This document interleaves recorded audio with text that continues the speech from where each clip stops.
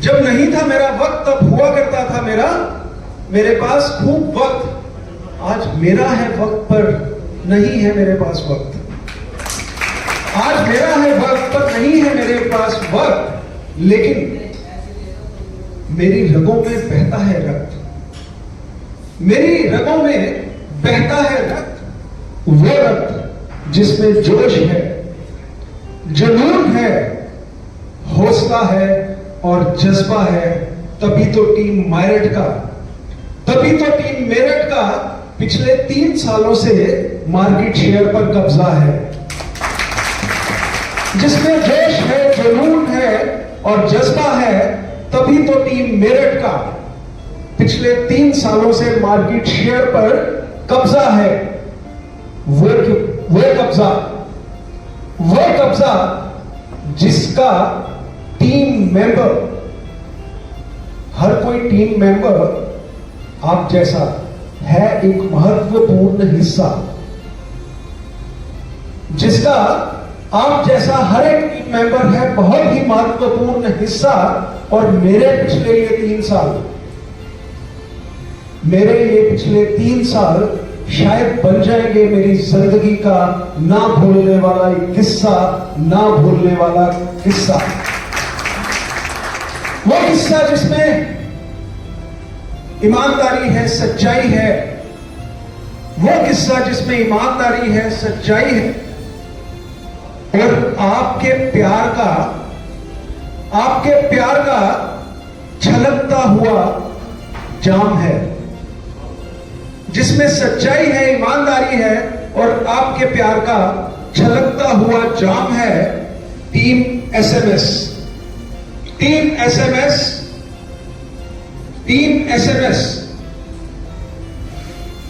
जिसमें सच्चाई है, ईमानदारी है, छलकता हुआ आपके प्यार का जाम है।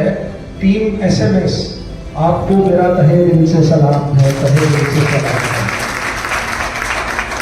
बहुत ही खूबसूरत नाम दिया टीम एसएमएस। जैसे मैंने नाम दिया था पैसो, वैसे अनुज ये किसकी क्रिएशन थी मुझे नहीं पता है, लेकिन जिसकी भी क्रिएशन थी बहुत ही खूबसूरत क्रिएशन है टीम एसएमएस। और जैसा कि वैभव ने कहा, मैं ज्यादा बातें तो नहीं कर पाऊंगा उतनी जितनी वैभव ने आज यहां पर बातें की हैं और तारीफों के पुल बातें हैं। लेकिन एक बात मुझे वैभव की बहुत ही अच्छी लगी कि वैभव ने यह बताया कि जब मैं यहां पे आया था 2021 में, तो ये मेरठ टेरिटरी थी, लेकिन आज ये टीम मेरठ है। ये बात मुझे इतनी बातों में सबसे अच्छी लगी और मेरे दिल को सच में छू गई। जहां पर मैं बात करूं गुप्ता साहब की, तो गुप्ता साहब ने भी बहुत अच्छी बातें की। ये कहा कि इन्होंने बहुत सारे मेडिटेशन के अभ्यास किए हैं, बहुत सारी जगह पे ये होके आए हैं और कहीं ना कहीं अगर ये हमारे ऑफिस में आए तो उस तरह की शांति, प्रेम और पॉजिटिव वाइब्स देखी इन्होंने। 3 महीने पहले की बात है जब आप दोनों आए थे। तो बात ये नहीं है कि वहां की वाइब्स अच्छी है, बात ये है कि हम सबकी वाइब्स अच्छी है। और कहते हैं कि किसी भी जगह की वाइब्रेशंस जो बनती है ना, वो बनती है तरंगों से और तरंगें बनती हैं हमारी सोच से। और जब हमारी सोच सकारात्मक होती है तो वहां की वाइब्स सकारात्मक होना या पॉजिटिव होना लाजमी है। बहुत सारी अच्छी बातें की आईजी साहब ने, रितेश ने, राणा जी ने। हाँ, मेरे मुंह से ना चौधरी और राणा एक जैसा ही निकलता वर्ड, तो जुबान पे नहीं आता। और सबने बहुत अजीज साहब ने, मैं किस का नाम लूं, कम पड़ जाएंगे। लेकिन ये जो 3 सालों में हम लोगों ने यहाँ पे कल्चर बनाने की बात करी, या फिर जैसा कि वैभव ने कहा यहाँ पे कि यहाँ पे काबिल बनाने से ज्यादा जोर दिया जाता था काबिलियत बनाने पे। मैंने कभी भी इस व्यापार को या अपनी सीट के उस काम को एक्चुअली अपनी नजर से नहीं देखा है। सच बताऊं तो अपनी नजर से नहीं देखा है। मैंने हमेशा उस चीज को या उस काम को उस नजर से देखा है जिस नजरिए का दरअसल हमारी कंपनी हमको, जिस नजरिए को प्रैक्टिस करने के लिए कहती है, और वो नजरिया है एनर्जाइजिंग लाइव्स का। एनर्जाइजिंग लाइव्स हमारी कंपनी का ये स्लोगन है। मैं कुछ नहीं कर रहा हूं, मुझे सैलरी मिलती है इसकी एनर्जाइजिंग लाइव्स के लिए। यहां पर सब लोगों ने कहा कि मैंने किया, मैंने किया, मैंने किया। मैंने नहीं किया है, ये हमने किया है, टीम मेरिट ने किया है, जिसका हिस्सा आप सब लोग हैं। और हमने वो किया है जो कंपनी हमको कहती है करने के लिए, और उसके लिए हमको सैलरी मिलती है। हम कोई ऐसा काम नहीं कर रहे हैं जो हटके हो। खाली समझने में थोड़ी सी हम लोगों ने समझदारी दिखाई, इस बात को, एनर्जाइजिंग लाइफ्स को समझने में थोड़ी सी समझदारी की और सूझबूझ की हम लोगों ने प्रैक्टिस की, फर्क किया था। और जैसा कि आप सबने कहा कि भाई बहुत अच्छा माहौल था, राव साहब एक डिजर्विंग पर्सन थे इस टेरिटरी के माहौल को आगे ले जाने के लिए। मैंने पहले भी कहा कि मुझे खुशी इस बात की नहीं है कि मैंने यहां पर रह के किसी कल्चर को चेंज किया। मुझे खुशी इस बात की भी नहीं है कि मैं अपनी मर्जी से जहां जाना चाहता था वहां पे मेरी पोस्टिंग हो गई इस परमात्मा की कृपा से। लेकिन मुझे अगर खुशी है तो वो इस बात की है कि पिछले 3 सालों से आप जैसे डीलर्स ने इस मुहिम का और इस अभ्यास को आप लोगों ने एक्चुअल में एंडोर्स किया। आप लोगों ने इसको एंडोर्स किया, और ये जो डिजर्विंग पर्सन थे मिस्टर राव, इन्होंने इस टीम को और इस एनर्जी को कंटिन्यू करने का बीड़ा उठाया। तो ये तालियां जो अभी बजी हैं, ये तालियां इस बात का भी प्रतीक है कि ये कभी भी एक हाथ से नहीं बजती है। इस बात का भी प्रतीक है कि ये कभी भी एक हाथ से नहीं बजती है। इसको बचाने के लिए हमेशा 2 हाथ चाहिए, और अगर हमको इस कल्चर को चेंज करने के लिए कुछ चाहिए तो आपका और हमारा दोनों का हाथ चाहिए, दोनों का साथ चाहिए, तब जाके ये कल्चर चेंज होते हैं, वरना नहीं होते हैं। ये वन साइडेड अफेयर नहीं है। और जहां तक आपने एक बात और कही कि राव साहब, किसी ने यहां पे शायद मंच पे कहा मुझे कि राव साहब का और हमारा ऐसा था ही नहीं कि हम लोग 2 जिस्म अलग अलग थे या 2 ऑफिसर अलग अलग थे। ये तो आपको भी लगा होगा कि 2 जिस्म और एक जान वाली बात थी। इसका मतलब ये हुआ कि हम दोनों की विजन एक थी। जिस्म भले ही हमारे अलग अलग थे, और क्योंकि आपको किसी को मैं देख रहा हूं कि कुछ नींद भी आ रही है, तो छोटी सी एक बात भी कहूंगा राव साहब और मेरे ऊपर, कि जैसे होता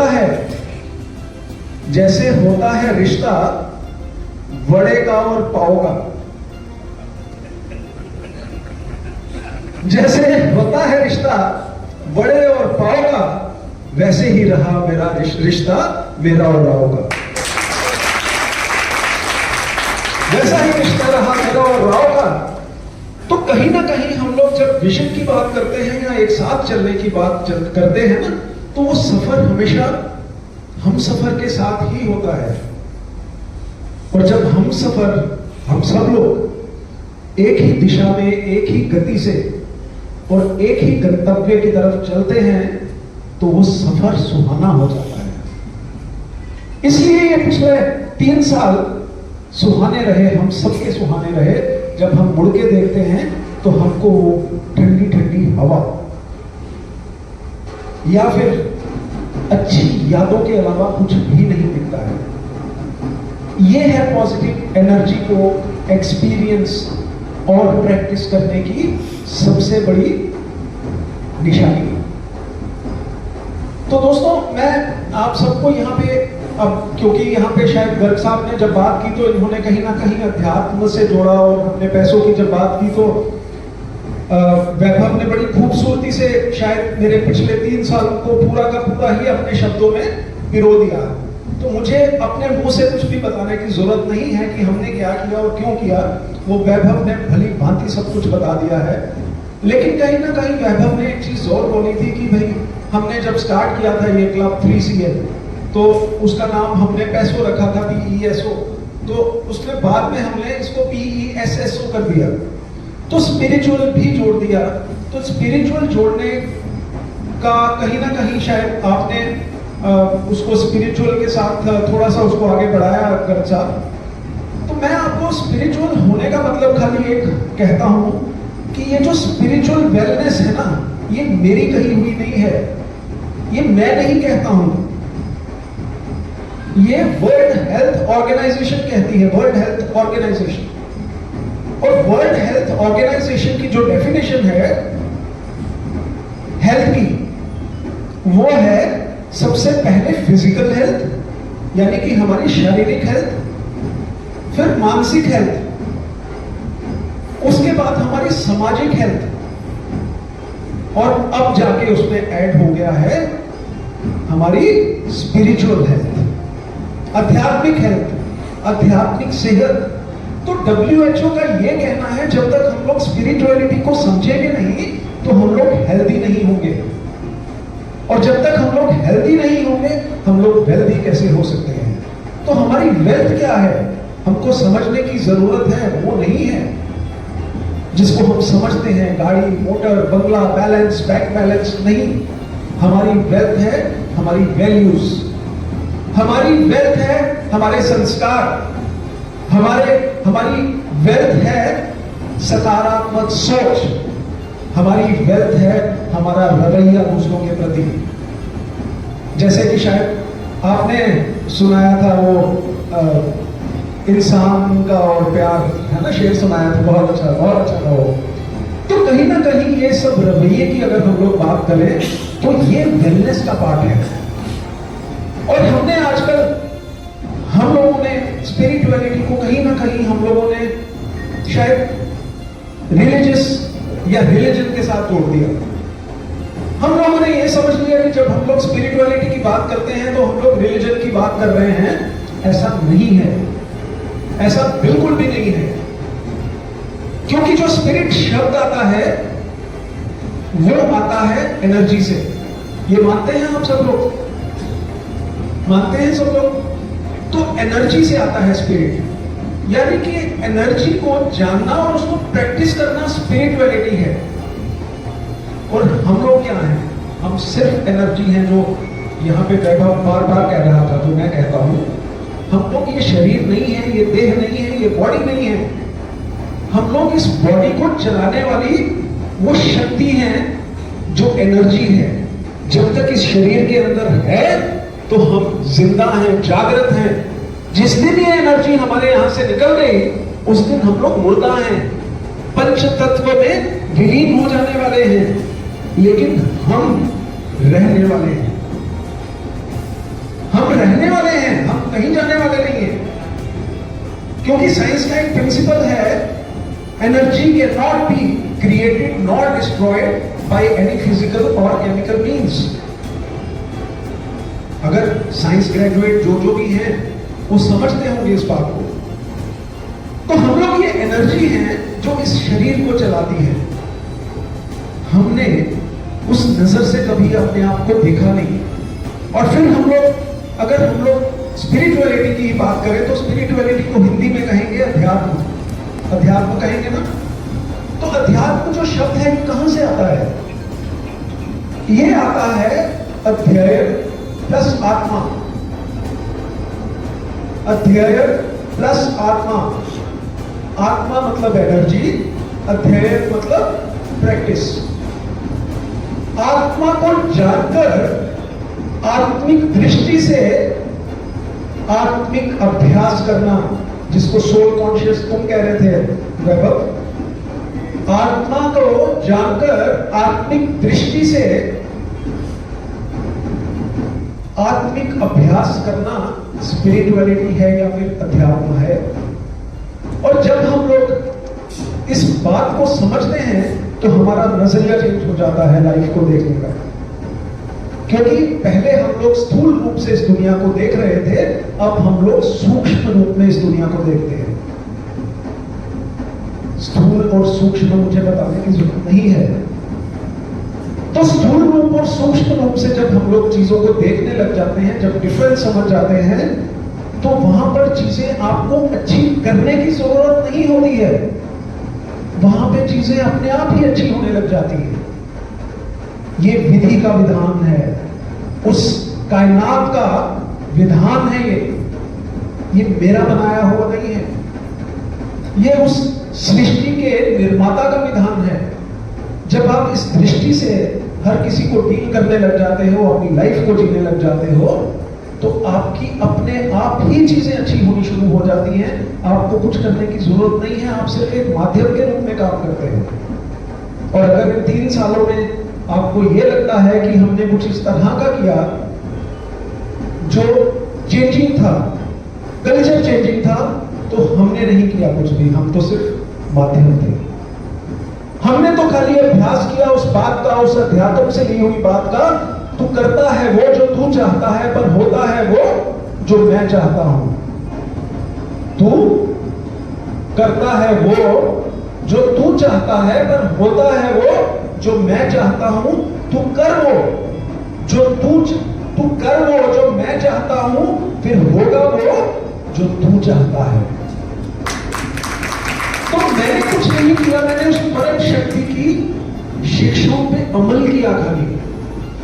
और वो परम शक्ति की अगर मैं बात करूं तो वो परम शक्ति है या फिर परम ज्ञान जो है, या फिर श्रेष्ठ ज्ञान है जो मानव जाति का ज्ञान है, वो है भागवत गीता।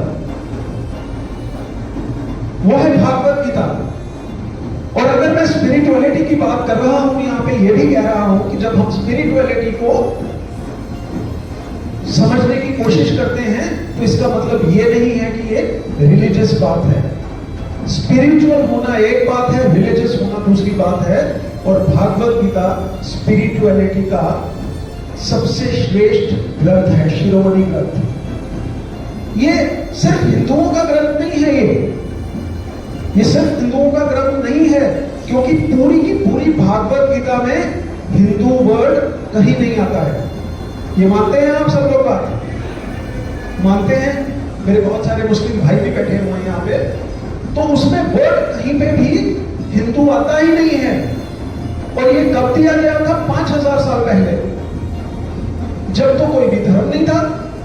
हमारा सबसे पुराना धर्म अगर हम लोग देखें तो 2500 साल, क्रिश्चियनिटी के पहले इब्राहिम रिलीजन देखें 2500 साल। लेकिन अगर 5000 साल पहले कुछ बातें कही गई हैं, तो वो बातें किसके लिए थी? वो रिलीजियस डिफरेंस के लिए नहीं थी, वो मानव जाति के लिए थी। वो मानव जाति के लिए थी। तभी तो उसमें आत्मा की बात बार बार बार बार की गई है, स्पिरिट की बात की गई है बार बार। अगर ये किसी युद्ध का शास्त्र होता तो वहां पर सहन शक्ति, सहनशीलता, श्रेष्ठ कर्म, दूसरे को माफ कर देना, ये बातें नहीं होती। वहां पे तो बदला लेने की बातें होती हैं, वहां पे किसी भी तरह से दूसरे को नीचा दिखाने की बातें होती। लेकिन भागवत गीता में हर एक श्लोक में आत्म उन्नति की बात करी हुई है। वो आत्म उन्नति जिसको हम लोग अपग्रेडेशन कहेंगे, मैच्योरिटी कहेंगे, स्पिरिचुअल मैच्योरिटी। आज हमारा शरीर उम्र दराज होता जाता है। मेरे बहुत सारे यहाँ पर साथी, हमारे बहुत सारे डीलर्स यहाँ पर उम्र में मुझसे बड़े हैं, और महेंद्र जी तो आई थिंक सीनियर मोस्ट हैं यहाँ पे। अगर हमारा शरीर अग्रसर होता है एज में, तो क्या हम लोगों को इस शरीर के अंदर जो शक्ति है उसको नहीं एज होना चाहिए साथ में? अगर ये मैच्योर होता है तो हमको अंदर से, इनर बीइंग से मैच्योर होने की जरूरत नहीं है।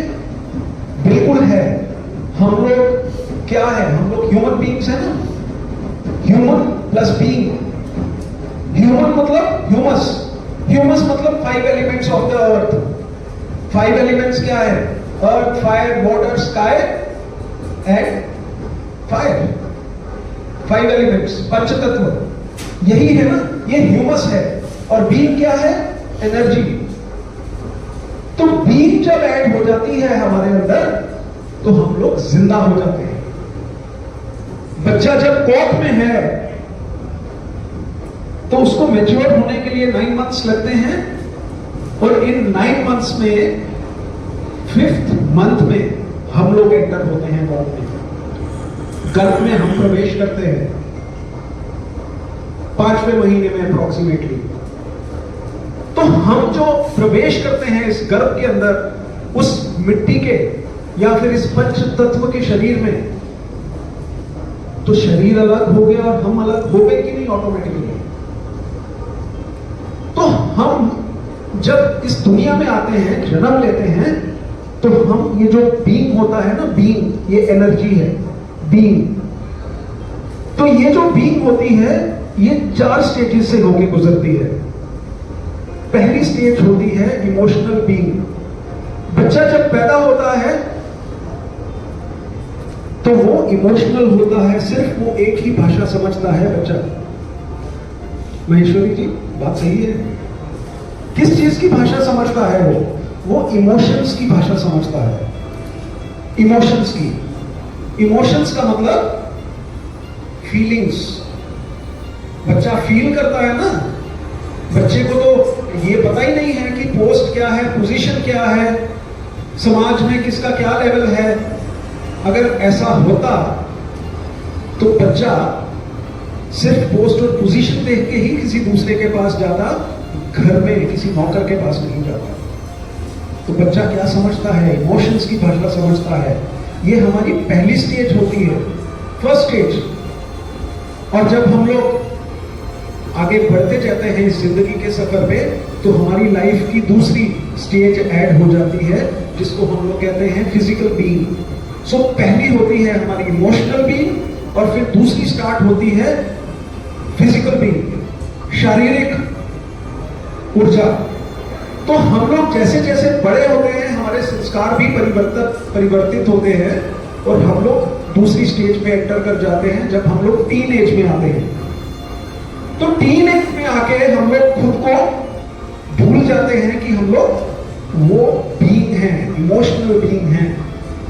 तब हम लोग अपने को शरीर देखना शुरू कर देते हैं, और खूबसूरत बनाने के लिए इस शरीर को जिम ज्वाइन कर लेते हैं, सप्लीमेंट्स लेना शुरू कर देते हैं, वेट ट्रेनिंग करना शुरू कर देते हैं, और दुनिया भर की क्रीम्स और कॉस्मेटिक्स को यूज करके अपने शरीर को खूबसूरत करने के प्रयास में अग्रसर होते चले जाते हैं, और हम उस शरीर की तरफ अट्रैक्ट होते जाते हैं जो खूबसूरत है। अजीज साहब से बात सही है कि नहीं? तो हम लोग शरीर को या फिर फिजिकल एनर्जी को इतना ज्यादा प्रैक्टिस करने लग जाते हैं कि हम लोग ये भूल जाते हैं कि इस शरीर को चलाने वाली मैं एक शक्ति हूं, चैतन्य शक्ति, एनर्जी। और हम लोग अपने आप को शरीर समझ के दूसरे को भी फिजिकल तरीके से जानना शुरू कर देते हैं। हमारी भूल की पहली नींव यहां से पड़ जाती है। और ये जो फिजिकल बीइंग है ये हमारी एक्टिव रहती है तब तक जब तक हमारा तीसरा फेज लाइफ का स्टार्ट नहीं होता है, और ये तीसरा फेज है सोशल बीइंग का, सामाजिक ऊर्जा का। और ये जो सामाजिक ऊर्जा या फिर सोशल बीइंग है, ये हमारी लाइफ का 3rd फेज है। और 3rd फेज जनरली शादी के बाद आता है, या फिर नौकरी में एंटर होने के बाद आता है, या बिजनेस में पैर रखने के बाद आता है। अब हम लोग अपने आप को सोशली एक्टिव करते हैं, और समाज में हर उस व्यक्ति की तरफ अट्रैक्ट होते हैं जिसने एक पोस्ट, पोजीशन या एक ख्याति बना दी है समाज में। हम लोगों की दोस्तियां उस तरीके से होती हैं जिसके पास पैसा है, धन है, दौलत है, बंगला है और समाज में नाम है, हम उसके साथ जुड़ के अपने आप को फेमस करना चाहते हैं। ये सोशल बीइंग है, थर्ड स्टेज ऑफ लाइफ। अब हमारी जो बीइंग है वो 3 एनर्जीज पे टिकी हुई है। पहली शारीरिक, emotional, second physical, third social. तो एक टेबल जिसकी 3 टांगे हों, क्या वो टेबल कभी हो सकता है स्टेबल? यस और नो? नो। तो अब तक हमारी जो लाइफ होती है ना, टिल अबाउट 40 इयर्स और समथिंग, ये 3 टांगों पे खड़ी होती है। इमोशनल बीइंग, फिजिकल बीइंग और सोशल बीइंग। लेकिन अगर इस टेबल को, इस लाइफ के टेबल को करना है स्टेबल, तो इसमें चौथी टांग ऐड करनी पड़ेगी और वो होती है स्पिरिचुअल बीइंग की। स्पिरिचुअल बीइंग, जिस दिन आप अपने आप को सोल कॉन्शियस बनाने की विधि सीख लोगे, तो आपको काम करने की जरूरत नहीं है, काम खुद ब खुद होते चले जाएंगे। आपको रिश्ते जो आज बिखर रहे हैं, टूट रहे हैं, और घर घर में आज ये डिप्रेशन नाम की बीमारी एंटर कर गई है, और उस बीमारी के पीछे एक ही मेजर रीजन है, हमारे टूटते हुए और बिखरते हुए रिश्ते। मिसअंडरस्टैंडिंग्स और चाहना पाना, इकट्ठा करना, इसमें इतने ज्यादा उलझ गए हैं कि हम ये भूल ही गए हैं कि हम ये शरीर नहीं है, हम ये शक्ति हैं। और ये शक्ति को जीवित रखने के लिए या सुचारू रूप से चलाने के लिए हमको 7 एनर्जीज चाहिए, और वो 7 एनर्जीज हैं knowledge, purity, peace, love, bliss and power. हम ये भूल जाते हैं। जहां पे हमको नॉलेज इकट्ठी करनी है, पीस करना है, लव इकट्ठा करना है, जहां पे हमको ब्लिस इकट्ठी करनी है, जहां पे हमको एम्पावर करना है दूसरों को, वहां पर हम लोग क्या इकट्ठा करने में लग गए हैं आज की डेट में? वो चीजें जो ना तो हमारी थी और ना हमारी रहनी है, जो कल किसी और की थी, आज हमारी है और कल किसी और की हो जाएगी। क्या हम ये चीजें इकट्ठे करने अपनी जिंदगी में आए हैं? कहते हैं कि लाइफ में आपके 2 बार जन्म होते हैं। You are born twice. You are born twice. आप 2 बार जन्म लेते हैं अपनी लाइफ में। कोई मुझे बताएगा ये 2 जन्मों का मतलब क्या है? Any one of you? No one? No hands raised. फिजिकल जन्म है, और दूसरा वो कि मेरा जन्म क्यों हुआ, इसकी जानकारी। One, I was born. The other, why was I born? क्या मैं ये चीजों को इकट्ठा करने के लिए ही पैदा हुआ हूं? क्या मैं दूसरों को नीचा दिखाते दिखाते अपनी लाइफ में इन भौतिक वस्तुओं को इकट्ठा करके अमीर बनने के लिए पैदा हुआ हूं? या मेरी लाइफ का पर्पस कुछ और है? और जिस दिन आपको वो पर्पस पता चल जाता है, यू आर बॉर्न अगेन। पहले आपका शरीर पैदा हुआ था, अब आपकी आत्मा या फिर वो आत्मिक दृष्टि वो पैदा हो गई है। और जिस दिन ये पैदा हो जाती है ना दोस्तों, आपकी 3rd आई खुल जाती है। हम लोग 3rd आई की बहुत सारी बातें सुनते हैं। हम लोग हमेशा सुनते हैं दिव्य दृष्टि दी थी अर्जुन को कृष्ण ने अपने रूप को दिखाने के लिए, अपने स्वरूप को दिखाने के लिए। तो वो दिव्य दृष्टि क्या है? वो कोई फिजिकल आंखें नहीं है, बिल्कुल भी नहीं है फिजिकल आंखें। वो हमारा चक्र है, वन ऑफ द चक्रस, जिसको हम लोग अजना चक्र कहते हैं। और जो यहां पर हमारे मस्तिष्क पे के पीछे होता है, ये जो एक्सिस होता है हाइपोथैलेमस और पिट्यूटरी ग्लैंड के बीच का एक्सिस, इसके पीछे वो एनर्जी होती है स्पिरिचुअल एनर्जी, जो हम हैं, आत्मा है, सोल है, वो हम रहते हैं यहां पर इस एक्सिस में। और जिस दिन आपको इसको अभ्यास करने का या फिर सोल कॉन्शियस होने का तरीका पता चल जाता है, तो your third I is open. आपका देखने का, दूसरों को, दुनिया को देखने का नजरिया बदल जाता है, नजारे बदल जाते हैं। कहते हैं अगर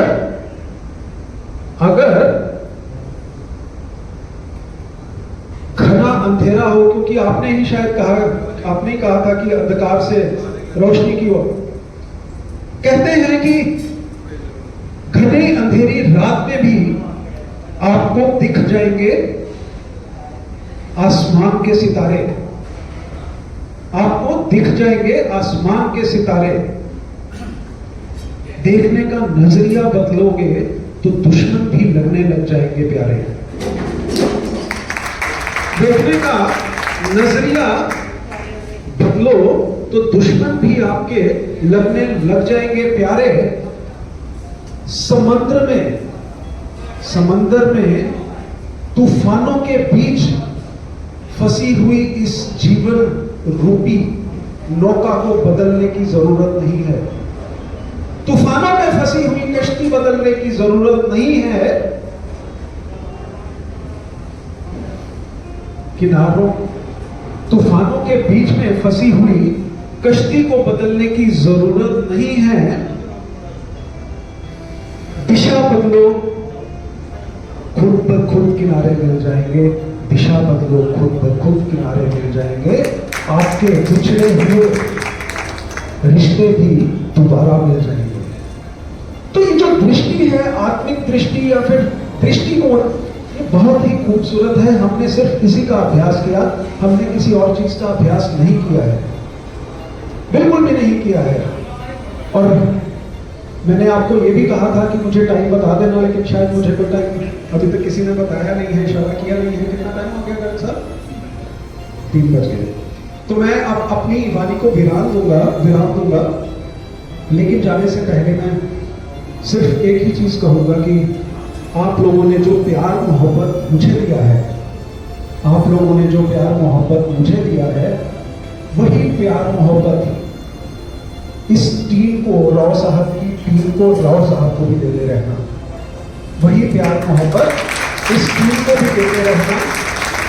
गारंटी मेरी है, गारंटी मेरी है। इस बार इस टीम के साथ आप भी 400 पार हो जाएंगे।